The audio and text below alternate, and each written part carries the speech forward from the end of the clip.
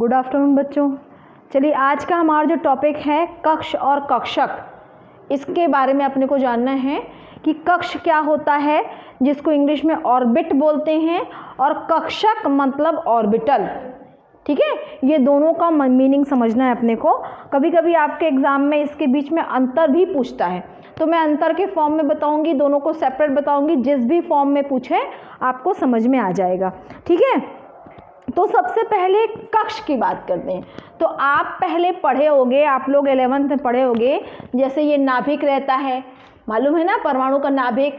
नाभिक के बाहर क्या होता है? कक्ष होता है, कक्षक होता है। क्या नाम था उसका? कक्ष। याद आया? तो यहाँ पर जो अपन ये सर्कल बनाते हैं, ये क्या होता है? कक्ष। कौन कौन से? के, एल, एम, एन। ठीक है, ये क्या होते हैं? कक्ष होते हैं। अब ये कक्ष याद आ गया आप लोग को। 9th में, आप 9th-10th में पढ़े हो कक्ष, जिसमें क्या होते हैं? इलेक्ट्रॉन्स होते हैं। याद आया? ठीक है, तो इसमें KLMN एक कक्ष है जिसको अपन ऑर्बिट बोलते हैं, और उसमें क्या होते हैं? इलेक्ट्रॉन होते हैं। तो अब यहीं से आपकी याददाश्त वापस आ गई है, 9th वाली याददाश्त वापस आ गई है। तो अपन कक्ष को ही पहले समझ लेते हैं, क्योंकि ऑलरेडी आप कक्ष के बारे में जानते हो, है ना, और उसके बाद फिर कक्षक स्टार्ट करेंगे। तो पहले मैं आपको कक्ष के बारे में मैंने बताया कि नाभिक के चारों ओर वृत्ताकार पथ होता है।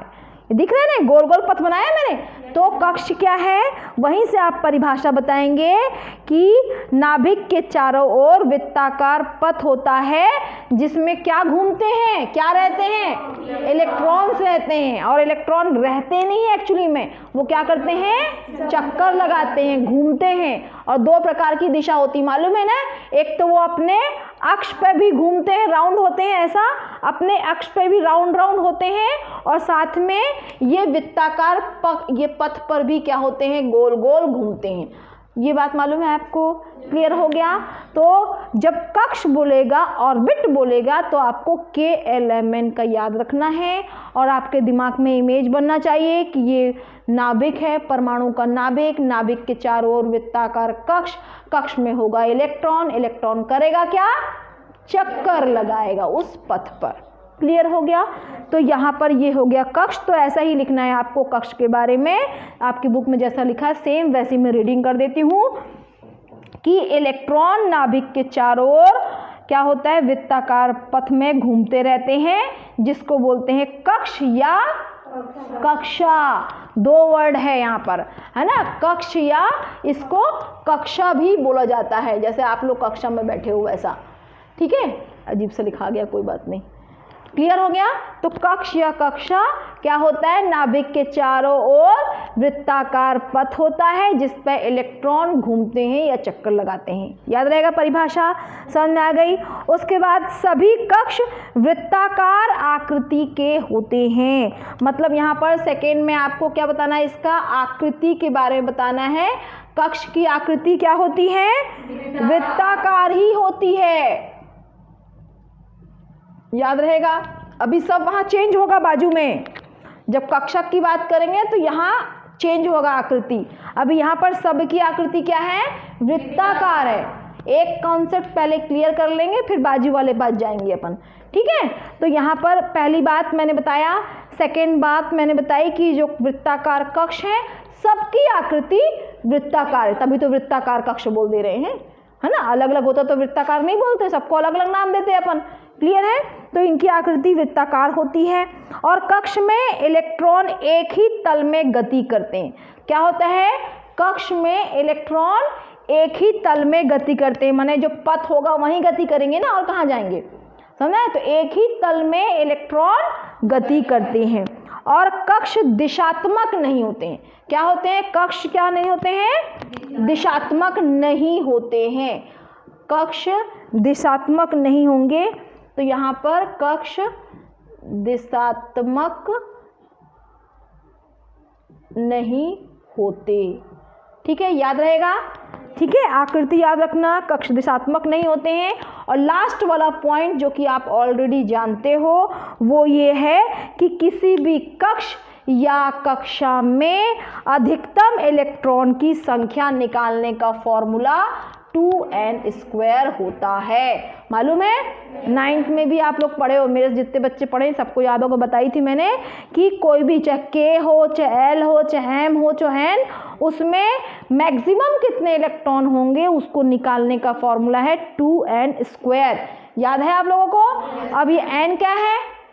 n क्या है? इलेक्ट्रॉन की संख्या है।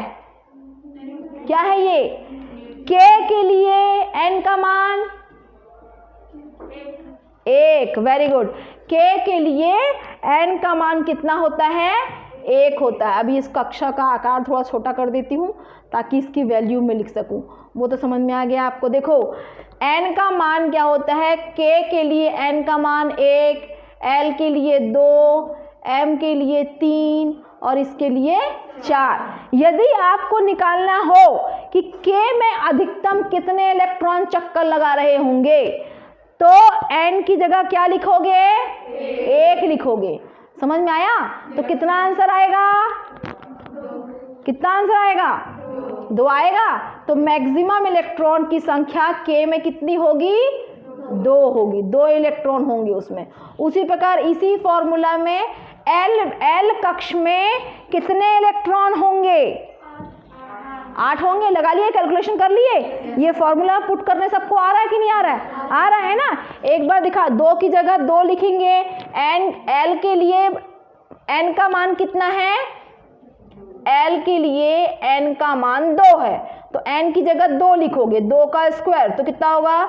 2 दूनी 4 और 4 दूनी 8। मतलब कितने इलेक्ट्रॉन? 8 इलेक्ट्रॉन। मतलब L में मैक्सिमम इलेक्ट्रॉन की संख्या 8 होगी। क्लियर है? उसी प्रकार M के लिए भी निकाल सकते हो। कितना आएगा? 16 आएगा। यही फॉर्मूला में आप n की जगह कितना लिखोगे? ये वैल्यूज को आपको लिखना है। ये n की वैल्यूज हैं और यहाँ पर जो आएगा ये नंबर ऑफ इलेक्ट्रॉन है। किसमें? इस कक्ष में। सबको समझ में आ रही बात मेरी? ठीक है। तो इस प्रकार ये 2, 8, 16 और आगे 32। आप लोग इसको रट के बैठे हो, है ना? और सब लोग रट लेते हैं इसको, लेकिन आपको मालूम भी आना चाहिए कि ये हम रटे कहाँ से, आया कहाँ से। तो ये फॉर्मूला है। इस फॉर्मूला से अपन निकाले हैं जो अपन को मालूम है। ठीक है। तो किसी भी कक्ष में कितने इलेक्ट्रॉन चक्कर लगा रहे हैं इसको निकालने का फॉर्मूला दैट इज 2n²। सबको याद रहेगा? समझ में आ गया? याददाश्त वापस आ गई सबकी, है ना? ऑलरेडी आप लोग ये वाला पोर्शन 9th में पढ़े हो। अब यहाँ पर आता है ये कक्षक, जो कि नया कॉन्सेप्ट है। इसको आप लोग पिछली कक्षाओं में नहीं पढ़े हो। अब इसको थोड़ा ध्यान से पढ़ेंगे, याददाश्त से अच्छे से तगड़ी। अब यहाँ पर बोल रहा है कक्षक क्या होता है? तो नाभिक के आसपास का वह त्रिविम क्षेत्र। त्रिविम मतलब देखो एक्सिस होते हैं ना, मैथ्स में पढ़े हो ना बेटा, एक्सिस पढ़े हो ना? समझ में आ रहा है? एक्सिस, ये एक्स अक्ष, वाई अक्ष, जेड अक्ष, पढ़े हो कि नहीं पढ़े हो? पढ़े हो ना? तो यही त्रिविम मतलब ऐसा ऑब्जेक्ट जिसमें एक्स, वाई, जेड तीनों एक्सिस हो। एक तो लंबाई और ऊपर ये मोटाई। तो ये लंबा दिख रहा है और ये मोटा दिख रहा है आपको। तो इसमें 2 ही अक्ष हैं, अभी 2 एक्सिस हैं। ये वस्तु जो है 2 डायमेंशनल है, क्योंकि इसमें आप 2 ही चीज़ देख पा रहे हो। क्या देख पा रहे हो? एक तो कितनी लंबी है ये देख पा रहे हो और कितना मोटा है ये देख पा रहे हो। लेकिन त्रिविमी मतलब क्या होता है? तीनों अक्ष, एक्स, वाई, जेड। समझ में आई बात? तो ये त्रिविमी होता है। तो कक्षक जो होता है वो नाभिक के आसपास का त्रिविम क्षेत्र है जहां इलेक्ट्रॉन के पाए जाने की संभावना सर्वाधिक होती है। मतलब आपको क्या बोलना है यहाँ पर? 2 वर्ड जोड़ना है। पहली बात, ये कैसा है? इसका क्षेत्र कैसा है? त्रिविम। त्रिविम क्षेत्र है। किसका क्षेत्र? कक्षक का क्षेत्र। ठीक है। और यहाँ इलेक्ट्रॉन के पाए जाने की संभावना सर्वाधिक होती है। बस ये 2 लाइन याद रखना, याद रहेगा? ठीक है। तो ये कक्षक क्या है?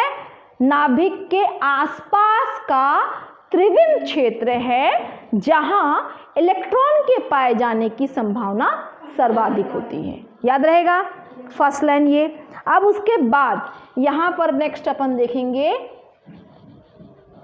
इसमें नेक्स्ट में देखें इलेक्ट्रॉन, क्या लिख सकते हैं शॉर्टकट में, इलेक्ट्रॉन सर्वाधिक, मतलब इलेक्ट्रॉन की संभावना, ये हो जाएगा समझ में आया, इलेक्ट्रॉन के पाए जाने की संभावना है ना, इलेक्ट्रॉन पाए जाने की संभावना सर्वाधिक। ठीक है, अब ये होती है तो आप लिख लोगे है ना, वो हो जाएगा, मैं शॉर्टकट मार रही हूँ। ओके, ये हो गया फर्स्ट पॉइंट, ये हो गया कक्षक का फर्स्ट पॉइंट, सबको याद रहेगा। अब उसके बाद नेक्स्ट आप देखेंगे कि कक्षक अलग अलग प्रकार के होते हैं, एस, पी, डी, एफ। अब ये नई कहानी, इसको आप नहीं पढ़े हो अभी तक, ठीक है, याद रहेगा। इसको जैसे याद करोगे KLMN तुरंत याद में आना चाहिए, कक्ष जैसे बोलोगे KLMN ऐसा याद करना है, और कक्षक बोलोगे तो SPDF याद रहेगा। अब यहाँ पर आपने देखा था ना कि यहाँ पर कक्ष या कक्षा सबकी आकृति क्या थी, वृत्ताकार, पर वहाँ पर ऐसा नहीं है, वहाँ पर शेप चेंज है। अब देखेंगे किसका क्या शेप है।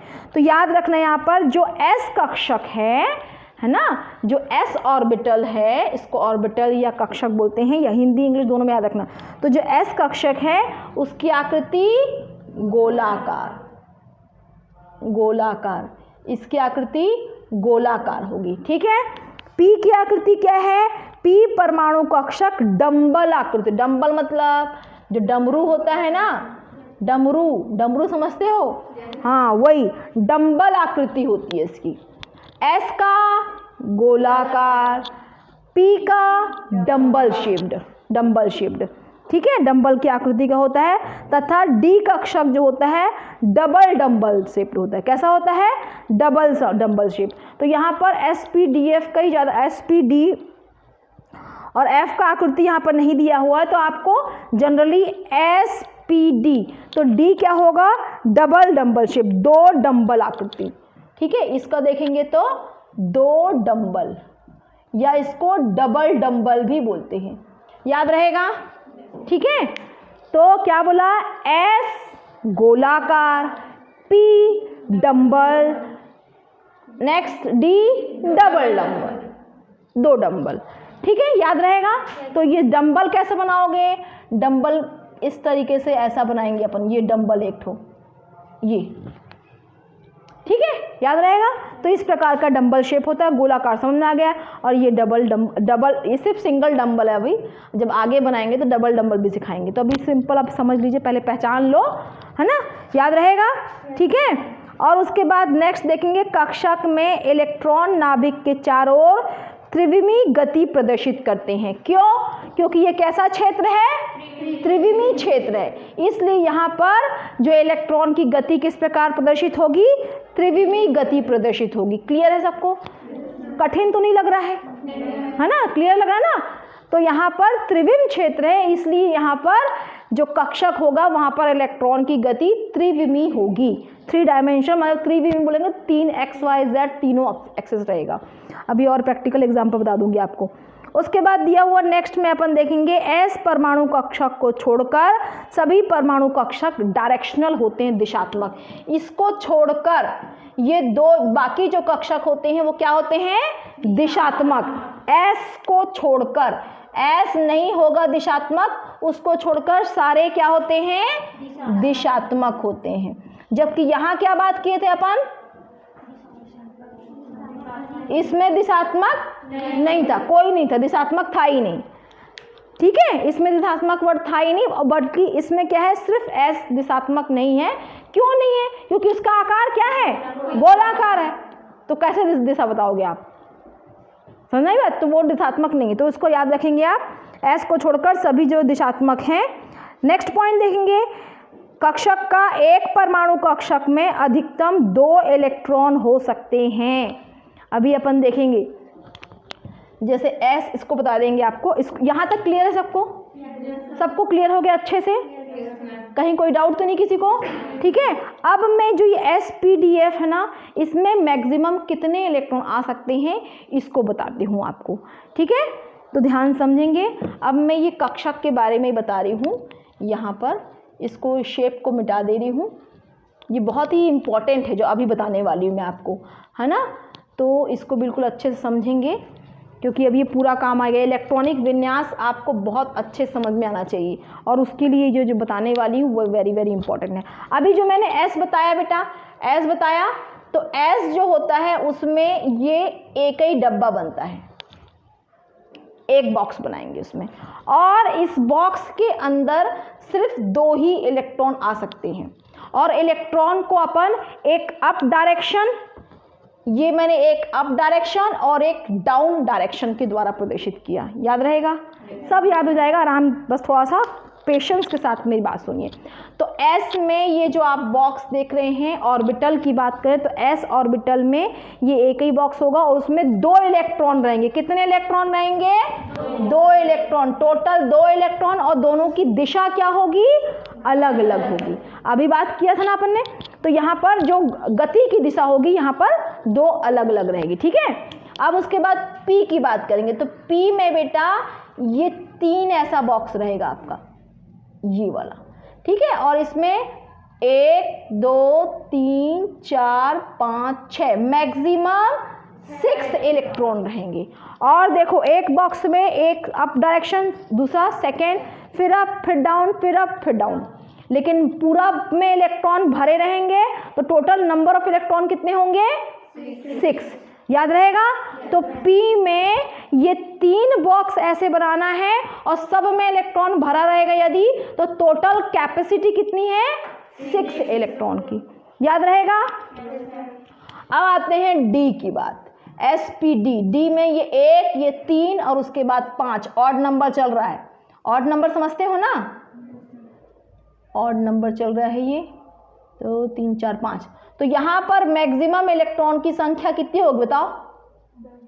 10। वेरी गुड, 10 होगी। 1 2 3 4 5 6 7 8 9 10।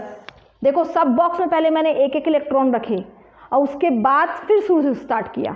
ठीक है, टोटल इलेक्ट्रॉन कितने इसमें? 10 इलेक्ट्रॉन। टोटल D में कैपेसिटी 10 इलेक्ट्रॉन की। उसके बाद आते हैं F। F में कितने? हाँ, 7। कितने? 7। 1 2 3 4 5 6 7। अब यहाँ पर 1 2 3 4 5 6 7 8 9 10 11 12 13 14। टोटल कितने इलेक्ट्रॉन रहेंगे यहाँ पर? 14 इलेक्ट्रॉन। ये वेरी वेरी इंपॉर्टेंट है जो कि आपको याद रखना है। ऑर्बिटल, ऑर्बिटल SPDF, ये 4 ऑर्बिटल होते हैं। S में टोटल इलेक्ट्रॉन की संख्या 2, P में टोटल इलेक्ट्रॉन की संख्या 6, D में टोटल इलेक्ट्रॉन की संख्या 10 और F में टोटल इलेक्ट्रॉन की संख्या 14। और ऑड नंबर पे बॉक्स बनाना है यहाँ पर 1 3 5 7। याद रहेगा? तो इस प्रकार ये आपको ये याद रखना है, कक्ष और कक्षक क्या होता है, उसमें क्या डिफरेंस है। तो ये डिफरेंस तो यहाँ पर पूछेगा तो आप बताएंगे जैसा मैंने बताया आपको। ठीक है, क्लियर है? तो ये कैसा क्षेत्र है? त्रिविमी है ना, याद रखेंगे। कक्षक क्या है?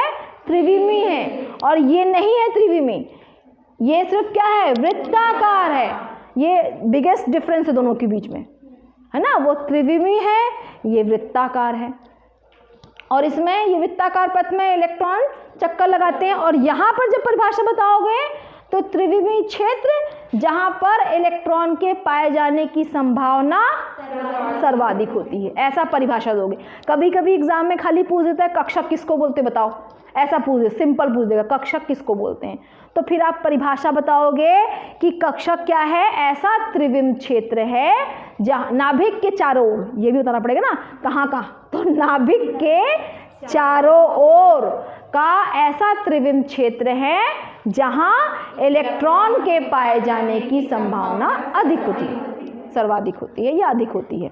क्लियर है। अब उसके बाद एग्जाम्पल SPDF, S में मैक्सिमम 2, P में 6, D में 10, F में 14 इलेक्ट्रॉन। क्लियर है। तो इतना बात तो आपको बिल्कुल याद रखनी है। और यदि दिशात्मक की बात करें तो S को छोड़कर सारे दिशात्मक, S का आकार P D, बस ठीक है। इतना जो मैं वो चीज़ रटवा रही हूँ आपको जो पूरा 12th तक आपको काम आने वाला है। ठीक है, ये सारी चीज़ें 12th में भी काम आएंगी आपके, अभी तो होगा ही और 12th में भी काम आएगा। तो इस प्रकार से ये मैंने जो अभी आपको बताया ये जो है कक्षक का, क्योंकि कक्षक वाला कॉन्सेप्ट आप लोगों के लिए नया है 11th वालों के लिए। ये कक्ष तो आप 9th में भी पढ़े हो, है ना। ये फॉर्मूला 9th में भी मैंने बताया था। ये आकृति के बाद ये दिशा नहीं बताई थी, वहाँ पर सिर्फ हमने वृत्ताकार आकृति था और वहाँ पर इलेक्ट्रॉन चक्कर लगाए थे, ऐसा पढ़े थे। ठीक है, सबको समझ में आ गई बात? किसी को कोई डाउट नहीं ना? क्लियर है? ओके, बाय बाय, फिर मिलते हैं नेक्स्ट क्लास में।